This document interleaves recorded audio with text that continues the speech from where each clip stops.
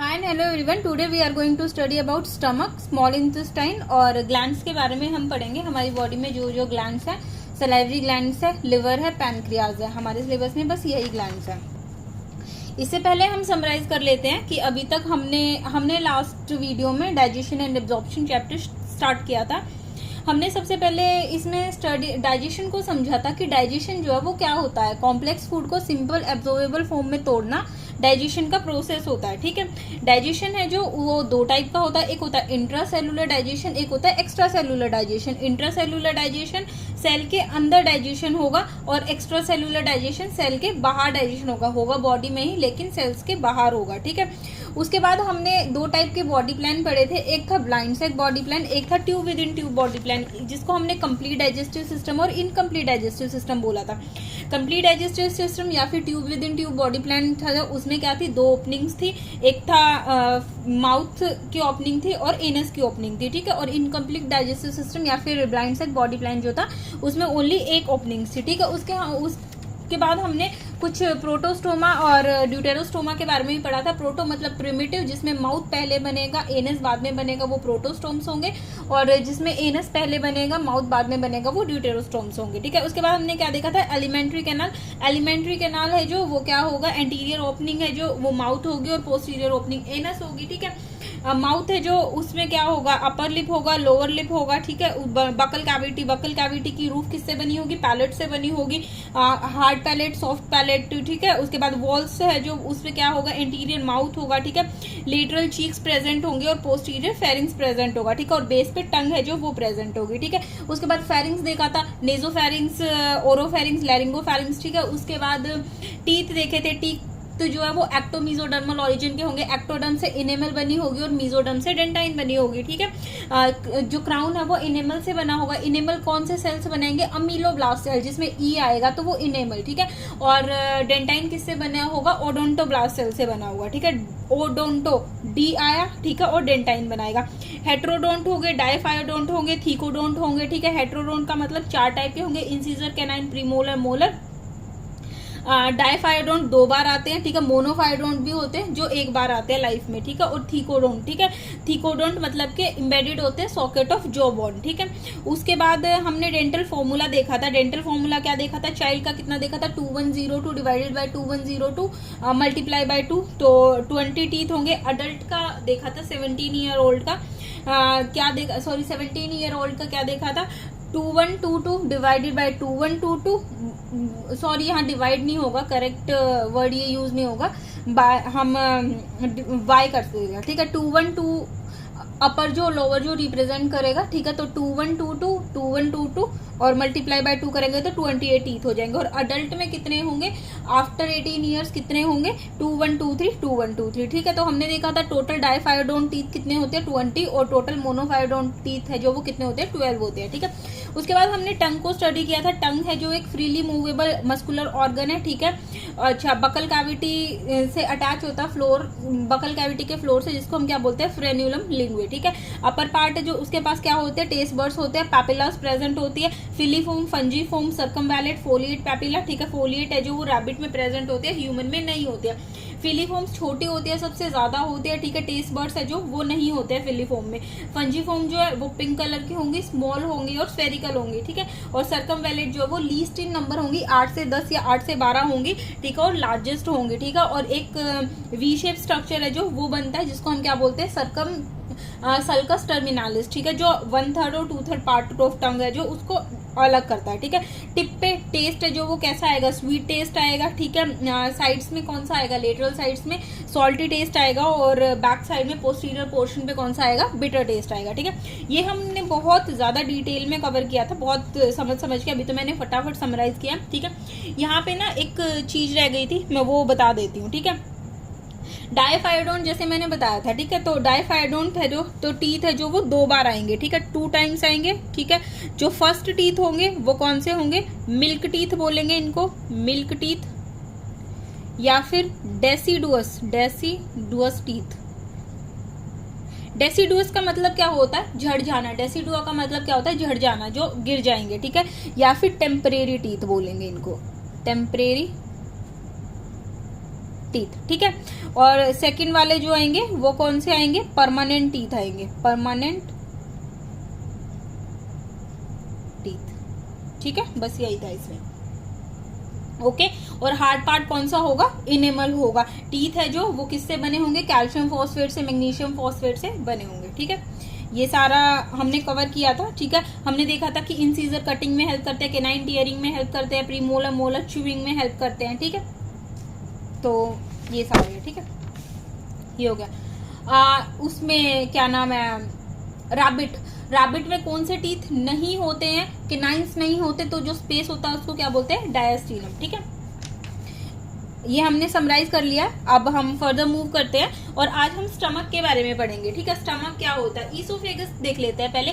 Oesophagus है जो वो क्या होता है, फूड पाइप होता है, ठीक है। ईसोफेगस क्या होता है, फूड पाइप होता है। एक लॉन्ग एक्सटेंडेड ट्यूब होती है जिसको हम ईसोफेगस बोलते हैं। और यहाँ पे क्या होता है, पेरिस्टालिटिक मूवमेंट जो है वो होती है, बोलस बनता है।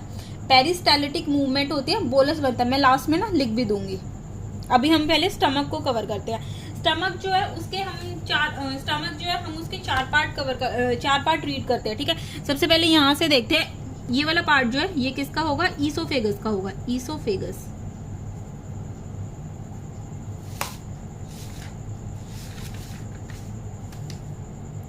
ईसोफेगस होगा, ठीक है। और ये वाला पार्ट जो है वो किसका होगा, डियोडेनम का होगा, डियोडेनम।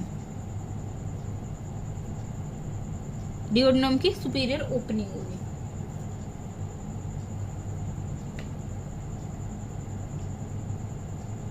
ईसोफेगस क्या होता है, मैं लिख देती हूँ, दिख रहा है ना, थोड़ा ब्लर आ रहा है मे बी, अभी ठीक है। ईसोफेगस जो है वो क्या होता है, thin long tube which extended posteriorly, which x tends posteriorly, passing through neck, passing through neck, वो क्या होता है, ईसोफेगस होता है, ठीक है। नेक से पास होगा, ठीक है। और थोरेक्स से पास होगा, नेक, थोरेक्स, ये वाला कलर दिख रहा है, एंड डायफ्राम। ये वाला कलर अच्छे से दिख नहीं रहा है, ये ठीक है, दिख रहा है। नेक, थोरेक्स एंड डायफ्राम से पास होगा और जाके किसमें ओपन होता है, जे शेप स्ट्रक्चर, जे shape bag like structure. Stomach जो है वो क्या होता है, जे शेप बैग लाइक स्ट्रक्चर, जिसको हम स्टमक बोलते हैं। जे shape bag like structure called stomach, ठीक है। स्टमक के चार पार्ट होते हैं, फंडस रीजन होता है, कार्डियक रीजन होता है। कार्डियक रीजन किसको बोलते हैं, जो हार्ट के पास प्रेजेंट होता है उसको कार्डियक रीजन बोलते हैं। फिर बॉडी होते हैं और पाइलोरिक रीजन होता है, ठीक है। फंडस जो है यहाँ पे फूड जो है वो स्टोर होता है, फूड स्टोरेज, ठीक है, 4 आवर्स, ठीक है। जनरली 4 आवर्स के लिए स्टमक में फूड जो है वो रहता है। तो कहाँ पे रहता है, फंडस रीजन में रहता है, ठीक है।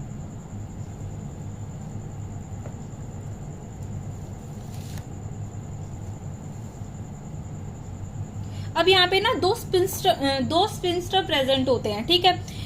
एक स्पिंस्टर यहाँ प्रेजेंट होता है, एक स्पिंस्टर यहाँ प्रेजेंट होता है, इस रीजन पे। ये वाला पार्ट जो है वो डियोडेनम का पार्ट है, ठीक है। तो ये वाला स्पिंस्टर है जो, इसको हम क्या बोलते हैं, या तो कार्डियक स्पिंस्टर बोलते हैं। स्पिंस्टर क्या होता है, स्पिंस्टर होता है, एक होता है वाल्व। वाल्व हमने हार्ट में पढ़ी थी, वाल्व हमने हार्ट में पढ़ी थी। तो वाल्व जो है वो बैकफ्लो नहीं होने देती है, लेकिन स्पिंस्टर जो है वो बैकफ्लो करवा देते हैं, ठीक है। कई बार वॉमिट होता है, ठीक है, वॉमिट होती है, तो जितना भी स्टमक का जो फूड है, वो जो भी हमने इंटेक किया है वो थ्रोट के थ्रू इसी ईसोफेगस से निकल के कहाँ पे वॉमिट हो जाता है बाहर। तो वो कैसे होता है, क्योंकि स्पिंस्टर जो है वो बैकफ्लो करवा देता है, ठीक है। तो यहाँ पे कौन सा स्पिंस्टर होता है, कार्डियक स्पिंस्टर, कार्डियक स्पिंस्टर होता है। और या फिर इसको बोलते हैं गैस्ट्रो, इसको ना गैस्ट्रो ईसोफेगल स्फिंक्टर भी बोला जाता है। ठीक है, तो हम कैसे याद करेंगे? गैस्ट्रो मतलब स्टमक, स्टमक को गैस ग्लैंड्स भी स्टमक में प्रेजेंट होते हैं तो गैस्ट्रिक ग्लैंड्स होते हैं ना, तो गैस्ट्रो। ठीक है, ईसोफेजियल गैस्ट्रो, स्टमक का ईसोफेगस खुलता है। ठीक है, तो गैस्ट्रो ईसोफेजियल स्फिंक्टर। ठीक है, और इसको क्या बोला जाता है? पाइलोरिक। पाइलोरिक रीजन है जो वो डियोड्रम में खुलेगा, तो इसको क्या बोला जाता है? Pyloric sphincter. Pyloric sphincter. ठीक है, तो दो टाइप के स्फिंक्टर प्रेजेंट होते हैं, एक होता है गैस्ट्रोइसोफेगस स्फिंक्टर जिसको हम कार्डियक स्फिंक्टर भी बोलते हैं, और एक होता है पाइलोरिक स्फिंक्टर। ठीक है, जो स्टमक का जो लास्ट रीजन है पाइलोरिक रीजन, उसको डियोडेनम में ओपन होने में हेल्प करता है। ठीक है, तो फूड जो है वो यहाँ से आया, ठीक है, ऐसे गया और यहाँ पे स्टोर हुआ फूड। ठीक है, स्टोर होने के बाद फूड जो है वो ऐसे मूव करेगा। ठीक है, और मूव होने के बाद हम ना टर्म्स पढ़ेंगे, बोलस, काइम, काइल, 3 टर्म पढ़ेंगे, बोलस, काइम, काइल, ये हम बाद में पढ़ेंगे। ठीक है, कब फूड को बोलस बोला जाता है, कब काइम बोला जाता है, कब काइल बोला जाता है। ठीक है, और ये ओपनिंग है जो यहाँ से कहाँ पे चला जाएगा? डियोडेनम में। डियोडेनम क्या होता है? स्मॉल इंटेस्टाइन का पहला पार्ट होता है। हमारी स्मॉल इंटेस्टाइन 3 पार्ट में बटी होती है। ठीक है, डियोडेनम, जेजुनम, इलियम। ठीक है, और लार्ज इंटेस्टाइन के भी 3 पार्ट होते हैं, सीकम, कोलोन, रेक्टम। ठीक है, वो हम आगे अभी देखेंगे। ठीक है, दिस इज स्टमक। स्टमक इतना ही हमारे सिलेबस में है, इससे ज्यादा स्टमक में है नहीं कुछ भी। ये स्फिंक्टर जो है वो ओपनिंग को रेगुलेट करते हैं। ठीक है, ये स्फिंक्टर जो है वो ओपनिंग को रेगुलेट करते हैं। अगर वेल्स और स्फिंक्टर में डिफरेंस आ जाए बताने में, तो क्या होगा? वेल्स जो है वो बैक फ्लो नहीं करवाती है, ओनली यूनिडायरेक्शनल फ्लो होता है, लेकिन स्फिंक्टर का बाई डायरेक्शनल फ्लो होता है, ये बैक फ्लो भी करवा सकते हैं। ठीक है, जिससे वॉमिट होती है।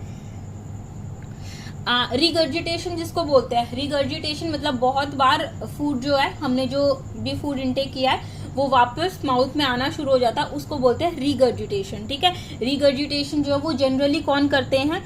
रूमिनेंट एनिमल्स, जैसे कि गाय भैंस वगैरह है जो रूमिनेंट एनिमल्स है वो करते हैं। ठीक है, रिगर्जिटेशन। ठीक है, उसको बोलते हैं। अब आता है इंटेस्टाइन। ठीक है, इंटेस्टाइन है जो वो एक होती है स्मॉल इंटेस्टाइन, एक होती है लार्ज इंटेस्टाइन। ठीक है, एक होती है स्मॉल इंटेस्टाइन, एक होती है लार्ज इंटेस्टाइन। ठीक है, हम इसमें इंटेस्टाइन में सबसे पहले क्या पढ़ते हैं? ये जो स्टमक है, हम ना एक बार लास्ट में, मैं एक बार एक डायग्राम दिखा देती हूँ। ये वाला तो पूरा भरा हुआ है, लेकिन मैं लास्ट में ना इस वाले डायग्राम को पूरा अच्छे से, जैसे इसमें लिखा हुआ है ना, ऐसे ही हम पूरा फिल करेंगे। ठीक है, यहाँ से देख लेते हैं। स्टमक जो है वो किस में ओपन हुआ? डियोडेनम में ओपन हुआ। स्टमक जो है वो इसमें डियोडेनम में ओपन हुआ। ये सी शेप स्ट्रक्चर जो है वो क्या है? डियोडेनम। ठीक है, अब डियोडेनम जो है वो किस में ओपन होगी? डियोडेनम यहाँ से ओपन हुई जेजुनम में। ठीक है, ये जेजुनम वाला स्ट्रक्चर है। ठीक है, और उसके बाद ये कहाँ पे ओपन होगी? इलियम में। ये इलियम है। ठीक है, मैं इसको छोड़ो, यहां से आएगी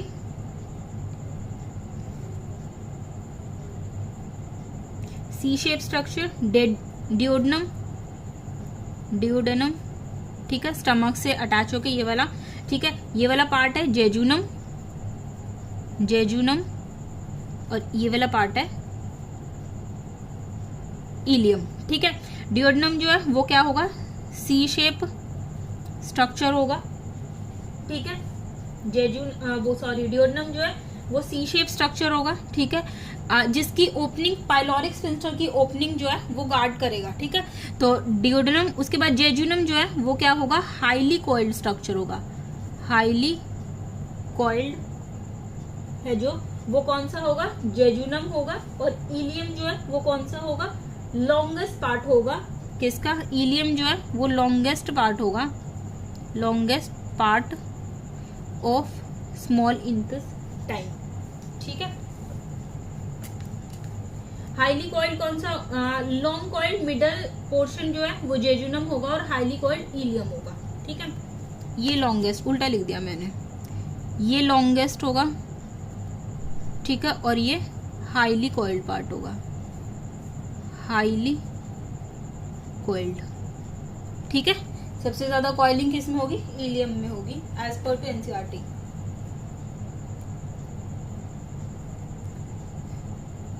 जो ओपनिंग होगी स्टमक की डियोडेनम में, वो कौन गार्ड करेगा? Pyloric sphincter. मैं एक बार पढ़ देती हूँ, इसको रीड कर देती हूँ।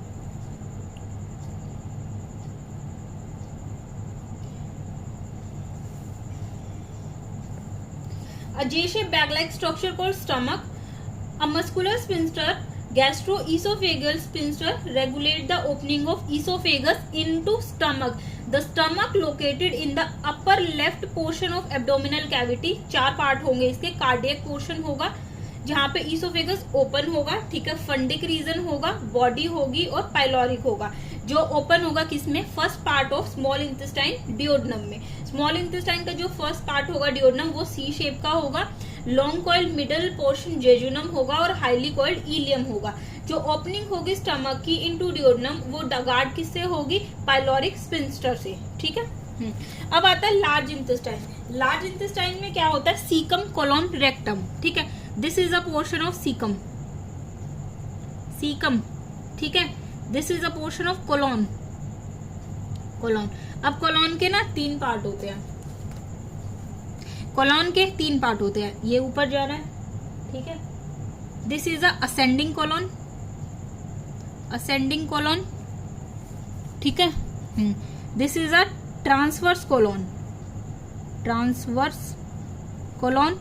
और दिस इज अ, ये नीचे आ रहा है जो, ये डिसेंडिंग कोलोन, डिसेंडिंग कोलोन, ठीक है। और ये वाला पोर्शन जो है, ये कौन सा होगा? सिग्मोइड कोलोन, सिग्मोइड कोलोन, ठीक है। और ये वाला पोर्शन होगा, ये क्या होगा? रेक्टम। और ये जो ओपनिंग है, यहाँ पे क्या होगा? एनस। एनस पे 2 टाइप के स्फिंक्टर प्रेजेंट होते हैं, एक्सटर्नल स्फिंक्टर, एक्सटर्नल स्फिंक्टर, और इंटरनल स्फिंक्टर, इंटरनल स्फिंक्टर, ठीक है। एक्सटर्नल स्फिंक्टर जो है वो कैसा होता है? वॉलेंट्री होता है, वॉलेंट्री। और आई तो इनवॉलेंट्री, इनवॉलेंट्री। वॉलेंट्री मतलब के अपनी मर्जी से काम नहीं करे, हाँ, ये हमारी मर्जी से काम करेगा। और इनवॉलेंट्री मतलब के ये अपनी मर्जी से काम करेगा, हमारी मर्जी से काम नहीं करेगा, बॉडी के अकॉर्डिंग काम करेगा, ठीक है। तो ये इनवॉलेंट्री होगा और ये वॉलेंट्री होगा। वॉलेंट्री मतलब हम इसको रेगुलेट कर सकते हैं, और इनवॉलेंट्री मतलब कि हम इसको रेगुलेट नहीं कर सकते, ये खुद से बॉडी से रेगुलेट होगा, ठीक है। तो this is all about intestine, ठीक है। हाँ, एक पॉइंट और, स्मॉल इंटेस्टाइन और लार्ज इंटेस्टाइन। स्मॉल इंटेस्टाइन ज्यादा बड़ी होती है as compare to large intestine. क्यों? लेकिन स्मॉल इंटेस्टाइन को फिर स्मॉल क्यों बोला जाता है? जो वो लेंथ में ज्यादा होती है, ज्यादा लंबी होती है, लेकिन उसकी कॉइलिंग ज्यादा होती है, क्योंकि इसका डायमीटर कम होता है। तो as per diameter small intestine diameter के बेस पे स्मॉल बोली जाती है और लार्ज इंटेस्टाइन लार्ज बोली जाती है, ठीक है। अब एक क्वेश्चन बहुत फेमस है कि ह्यूमन है जो, उसके वो अगर सेलुलोज इनटेक करेगा, ठीक है, मतलब के जैसे कि ग्रीन वेजीज है जो, वो ज्यादा इनटेक करेगा, ठीक है, तो उसका डाइजेशन जो है वो स्लो हो जाता है, ठीक है। अगर ये बोलते हैं ना कि अगर हम ग्रीन वेजिटेबल ज्यादा लेंगे, ठीक है, फाइबर्स ज्यादा लेंगे, ग्रीन वेजीज ज्यादा लेंगे, मतलब सेलुलोज कंटेंट ज्यादा लेंगे, ठीक है, तो हमारा डाइजेशन जो है वो स्लो हो जाएगा और वेट लॉस फास्ट होगा, क्योंकि बहुत टाइम तक भूख नहीं लगेगी। क्यों? क्योंकि हमारी बॉडी में सेलुलेज डाइजेस्ट करने का एंजाइम प्रेजेंट नहीं होता है। वो किस में प्रेजेंट होता है? रूमिनेंट एनिमल्स में प्रेजेंट होता है, ठीक है। रूमिनेंट एनिमल्स में प्रेजेंट होता है, गाय वगैरह में प्रेजेंट होता है, ठीक है, गाय में, बफलो में प्रेजेंट होता है। तो इसीलिए उनकी जो इंटेस्टाइन है, उनकी जो स्मॉल इंटेस्टाइन है, वो ज्यादा लॉन्ग होती है as compare to human being. क्यों? क्योंकि उन्हें क्या, वो तो खाते ही हरा चारा है ना, ग्रीन वेजीज वगैरह खाते हैं, तो वो सेलुलोज इनटेक करते हैं, तो उसके डाइजेशन में ज्यादा क्या करते हैं, उसके डाइजेशन में क्या होता है, ज्यादा टाइम भी लगता है और उनके पास सेलुलोज का एंजाइम प्रेजेंट होता है, इसीलिए उनकी इंटेस्टाइन जो है वो ज्यादा लंबी होती है as compare to human being, ठीक है। तो वो क्या करते हैं, रीगर्जिटेट करते रहते हैं, मतलब हमेशा जो भी फूड इनटेक किया है, जो भी उन्होंने सेलुलोज इनटेक किया, उसको निकाल के फर्दर क्या करते हैं, च्यू करते हैं और रीगर्जिटेशन बोलते हैं उसको, रीगर्जिटेशन, ओके, रिगर्जिटेशन। तो जितने भी रूमिनेंट एनिमल्स हैं, ठीक है, उनकी इंटेस्टाइन लंबी क्यों होती है, क्योंकि उनको सेलुलोज डाइजेस्ट करना होता है, ठीक है, और हमारी बॉडी में सेलुलोज डाइजेशन का एंजाइम नहीं होता, ठीक है। एक ये वाला पोर्शन आता है वर्मीफॉर्म अपेंडिक्स, वर्मीफॉर्म अपेंडिक्स, ठीक है। वर्मीफॉर्म अपेंडिक्स जो है वो वेस्टिजियल हो गया हमारी बॉडी में, अब इसको वेस्टिजियल माना जाता है। वेस्टिजियल मतलब के हमारी बॉडी में प्रेजेंट है लेकिन इसका कोई काम नहीं है, ठीक है। ये हमारी बॉडी में वेस्टिजियल है लेकिन वर्किंग किस में, क्योंकि यही सेलुलोज डाइजेशन में हेल्प करता है, तो ये वर्किंग किस में है, एनिमल्स में वर्किंग होता है, और हमारी बॉडी में इसको क्या माना जाता है, वेस्टिजियल माना जाता है, ठीक है। और इसको सीकम को भी वेस्टिजियल माना जाता है। ये क्या होता है, स्मॉल ब्लाइंड सैक, ठीक है। यहाँ पे क्या होता है, कुछ माइक्रोब्स जो है वो ग्रो करते हैं हमारे सीकम में। हमारा जो सीकम होता है उसमें कुछ माइक्रोब्स है जो वो ग्रो करते हैं, और वो माइक्रोब्स जो है वो डाइजेशन में हेल्प करते हैं, ठीक है। सीकम है जो वो स्मॉल ब्लाइंड सैक होता है, मतलब इसका बहुत ज्यादा काम नहीं होता, लेकिन यहाँ पे कुछ ऐसे माइक्रोब्स है जो वो ग्रो करते हैं जो हमारी डाइजेशन में हेल्प करते हैं, ठीक है। तो this is all about small intestine के 3 पार्ट है, डियोडेनम, जेजुनम, इलियम। डियोडेनम सी शेप है, पुरानी एनसीईआरटी में इसको यू शेप लिखा गया है, वो गलत है, सी शेप एनसीईआरटी अपडेट कर लीजिए अगर नहीं है तो आपकी, ठीक है। उसके बाद जेजुनम लॉन्ग कॉइल स्ट्रक्चर होगा, ठीक है, और तो मैक्सिमम डाइजेशन है जो वो भी यहाँ पे ही होगा, ठीक है। और इलियम जो है वो हाईली कॉइल्ड होगा, ठीक है। उसके बाद लार्ज इंटेस्टाइन में सीकम कोलोन रेक्टम, कोलोन जो है वो ascending colon, transverse colon, descending colon और सिग्मोइड कोलोन है जो वो प्रेजेंट होगा। वर्मीफॉर्म अपेंडिक्स वेस्टिजियल होगा और स्मॉल ब्लाइंड सैक जो है वो सीकम होगा, ठीक है। यहाँ लिखा हुआ है caecum is a small blind sac which host some symbiotic micro organism, और एक narrow finger like tube projection होता है। वर्मीफॉर्म अपेंडिक्स जो वेस्टिजियल ऑर्गन होता है, ठीक है, अराइज होता है सीकम में, ठीक है। बहुत लोग ये बोलते हैं कि हमने अपेंडिक्स का ऑपरेशन कराया। अपेंडिक्स का ऑपरेशन क्या होता है, अपेंडिक्स जो है वो ये जो वर्मीफॉर्म अपेंडिक्स है वो स्वेलअप होना शुरू हो जाता है, ठीक है। और उसके बाद कोलोन, ठीक है, ascending colon, transverse colon, descending colon, sigmoid colon open किस में होगा, एनस में ओपन। रेक्टम के बाद रेक्टम जो है वो ओपन किस में होगा, एनस में। एनस में 2 स्फिंक्टर प्रेजेंट होंगे, एक्सटर्नल स्फिंक्टर और इंटरनल स्फिंक्टर। एक्सटर्नल स्फिंक्टर जो है वो वॉलेंट्री होगा, इंटरनल स्फिंक्टर इनवॉलेंट्री होगा, ठीक है। यही बस स्ट्रक्चर्स हैं, बाकी ज्यादा कुछ है नहीं। अब आते हैं हम सलाइवरी ग्लैंड्स पे। सलाइवरी ग्लैंड्स जो है वो कैसे है, कहाँ पे, हमारी बॉडी में 3 सलाइवरी ग्लैंड प्रेजेंट होते हैं। 3 टाइप के सलाइवरी ग्लैंड्स हैं, ठीक है, पैरोटिड, सबमैक्सिलरी, सबमैंडिबुलर और सबलिंगुअल।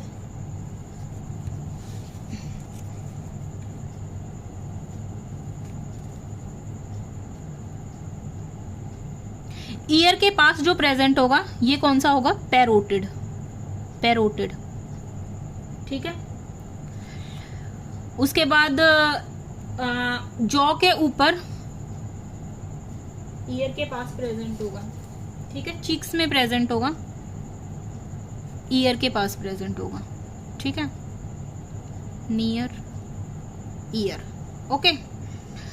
और उसके बाद लोअर लोअर जो है वहां प्रेजेंट होगा, कौन सा प्रेजेंट होगा, सब मैक्सिलरी या फिर सब मैंडिब्यूलर,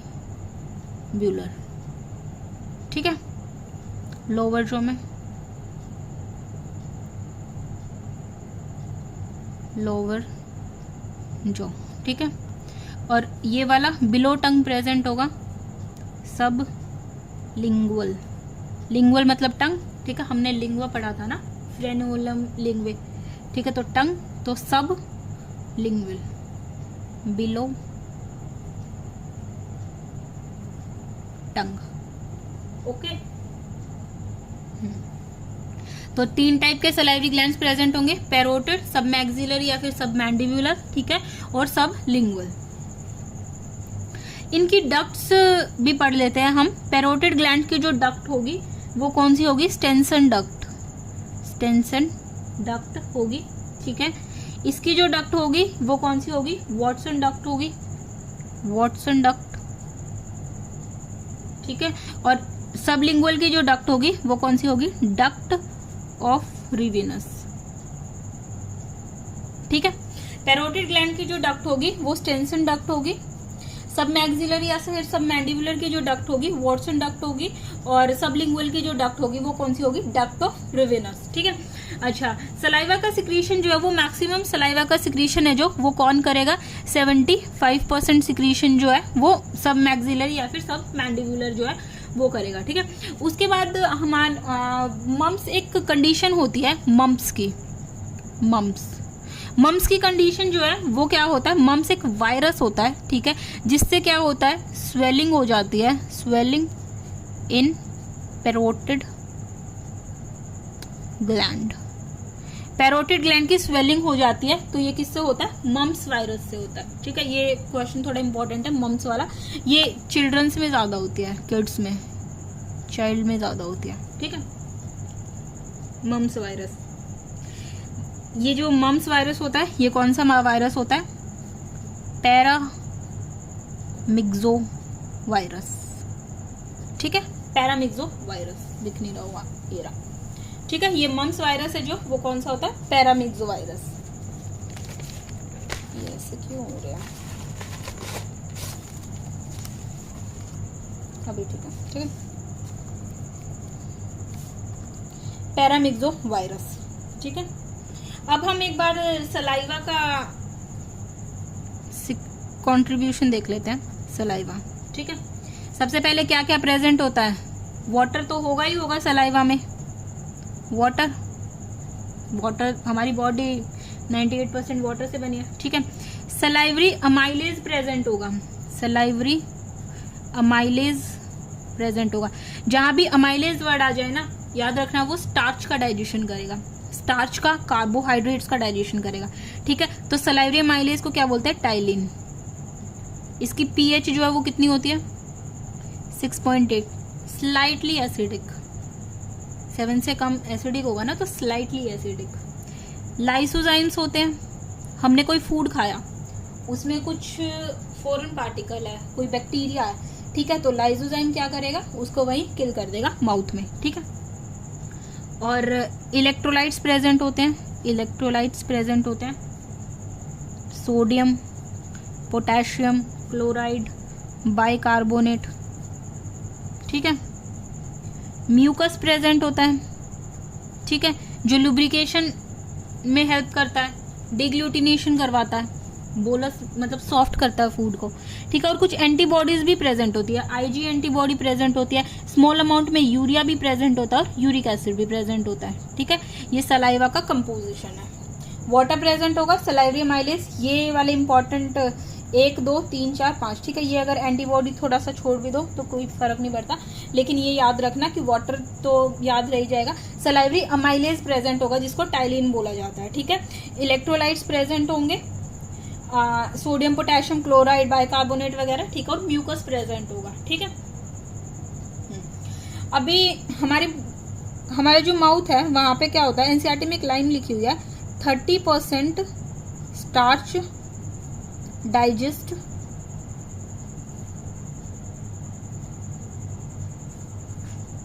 इन माउथ या फिर बकल कैविटी, ठीक है। क्या होगा? माल्टोज जो है, सॉरी स्टार्च जो है वो किस में कन्वर्ट हो जाएगा? माल्टोज में कन्वर्ट हो जाएगा, ठीक है, डाइसेक्राइड में, डाइसेक्राइड पॉलीसेक्राइड से, ठीक है। किससे? टाइलिन से,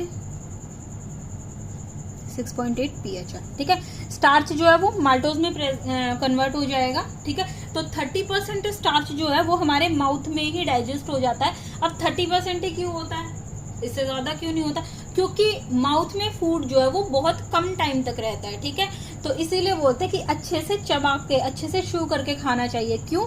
क्योंकि क्या होगा, एक तो जब उसमें जाएंगे स्टमक में, जो फूड जाएगा स्टमक में क्या होता है, चर्निंग मूवमेंट होती है, ठीक है। तो चर्निंग मूवमेंट है जो वो कम होगी और अच्छे से फूड जो है वो डाइजेशन अच्छा होगा, ठीक है। और एक ज्यादा फूड जो है वो क्या हो जाएगा, डाइजेस्ट हो जाएगा। अगर बहुत देर तक फूड को च्यू करो तो वो स्वीट लगना शुरू हो जाता है। क्यों? क्योंकि जो शुगर है, स्टार्च है जो, वो कन्वर्ट, ये नॉन स्वीटन शुगर होती है, ठीक है, अनस्वीटन शुगर होती है स्टार्च, और जो स्वीट शुगर होती है माल्टोस, ठीक है, उसमें कन्वर्ट होना शुरू हो जाता है। तो इसीलिए फूड जो है वो ज्यादा टाइम तक अगर हम च्यू करेंगे तो वो स्वीट लगना शुरू हो जाएगा, ठीक है। This is all about salivary glands. इतना ही है हमारे में सलाइवरी ग्लैंड्स का। पैरोटिड ग्लैंड्स चीक्स पे प्रेजेंट होते हैं। हाँ, एक बहुत इंपॉर्टेंट लाइन है इसकी, सलाइवरी ग्लैंड्स जो है वो क्या होंगे, SG लिख देती हूँ, सलाइवरी ग्लैंड्स जो है वो प्रेजेंट होंगे, present outside the buccal cavity. Buccal cavity में प्रेजेंट नहीं होते हैं, outside the buccal cavity, but their ducts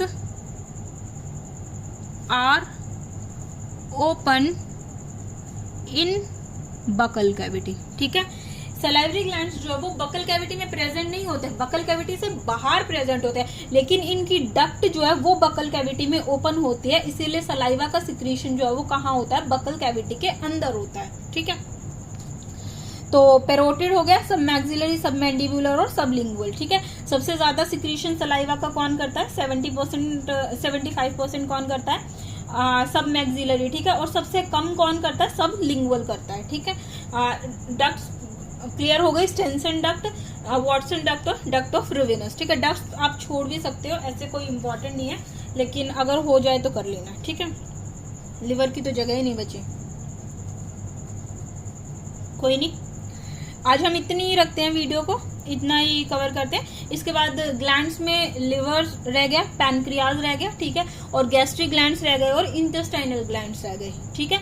liver, pancreas, gastric glands और इंटेस्टिनल ग्लैंड्स रह गए, ठीक है। एक बार हम समराइज कर लेते हैं। स्टमक जे शेप बैग लाइक स्ट्रक्चर होगा, ठीक है। ईसोफेगस जो है वो ओपन होगा स्टमक में, ठीक है। और कौन से पार्ट में, कार्डियक पार्ट में। फंडस पार्ट जो है वो ऊपर प्रेजेंट होता है, ये डायरेक्ट कॉन्टेक्ट कहाँ आता है, कार्डियक पार्ट में, ठीक है। तो ये इसको स्फिंक्टर को क्या बोला जाता है, कौन रेगुलेट करता है, कार्डियक स्फिंक्टर या फिर गैस्ट्रो ईसोफेगस स्फिंक्टर, ठीक है। उसके बाद बॉडी पाइलोरिक, ठीक है, पाइलोरिक स्फिंक्टर है, ठीक है, रेगुलेट करेगा ओपनिंग किसकी, स्टमक की, into duodenum, C shape structure of small intestine, duodenum. Duodenum के बाद हाईली कॉइल्ड क्या होगा, जेजुनम होगा, सॉरी लॉन्गेस्ट कॉइल है जो वो कौन सा होगा, जेजुनम, और हाईली कॉइल्ड इलियम है जो वो प्रेजेंट होगा।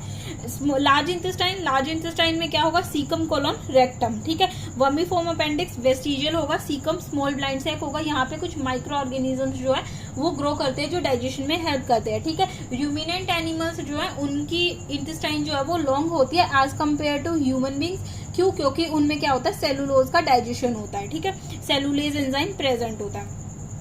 अब colon, ascending colon, transverse colon, descending colon, sigmoid colon, ठीक है। उसके बाद ओपन होगा रेक्टम में। रेक्टम है जो वो क्या करेगा, रेक्टम जो है वो क्या करेगा, storage of faecal matter, faecal matter को स्टोर करेगा, ठीक है, टिल डिफिकेशन, जब तक डिफिकेशन नहीं हो जाता, ठीक है। और एनस, एनस की ओपनिंग जो है वो दो टाइप की होंगी, एक्सटर्नल ओपनिंग, इंटरनल ओपनिंग, ठीक है। और मतलब एक्सटर्नल स्फिंक्टर, इंटरनल स्फिंक्टर, दो टाइप के स्फिंक्टर प्रेजेंट होंगे।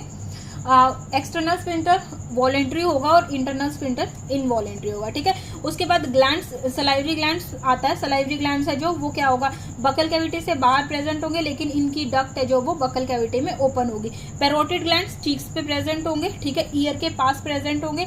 सब मैक्सिलरी, इनको टॉन्सिल्स भी बोला जाता है। ये जो सलाइवरी ग्लैंड्स होते हैं ना, यही टॉन्सिल्स होते हैं, ठीक है। तो ये जो ये बोलते हैं ना टॉन्सिल्स हो गया, वो मम्प्स वायरस होता है, ठीक है। तो सब मैक्सिलरी, सब मैंडिबुलर लोअर जॉ में प्रेजेंट होंगे, ठीक है। और सब लिंगुअल है जो वो टंग के नीचे प्रेजेंट होगा, ठीक है।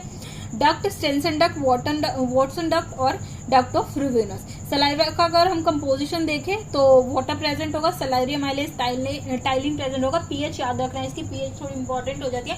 स्लाइटली एसिडिक 6.8 प्रेजेंट होगा, ठीक है। लाइजोजाइम प्रेजेंट होगा। लाइजोजाइम क्या होता है, antibacterial, antibacterial, bacterial,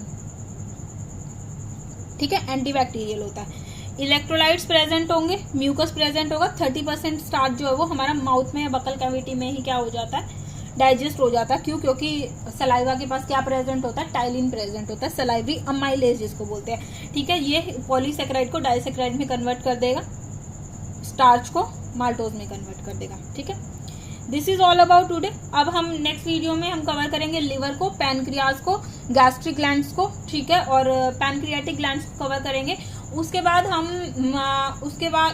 intestinal glands को कवर करेंगे, ठीक है। उसके बाद उसमें तो नहीं हो पाएगा, उसके बाद हम हिस्टोलॉजी कवर करेंगे, ठीक है।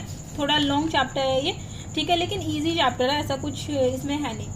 और हिस्टोलॉजी काफी इंपॉर्टेंट हो जाती है एलिमेंट्री कैनाल की, ठीक है। तो हिस्टोलॉजी कवर करेंगे। उसके बाद इसमें फिर रहता है फूड का डाइजेशन, कैसे, कहाँ पे क्या डाइजेशन होता है। 3 टर्म्स आती है, बोलस, काइम और काइल, ठीक है। इसका डिफरेंस समझेंगे, डेग्लूटिनेशन क्या होता है, ग्लूटिनेशन क्या होता है, ये हम सारा समझेंगे, ठीक है।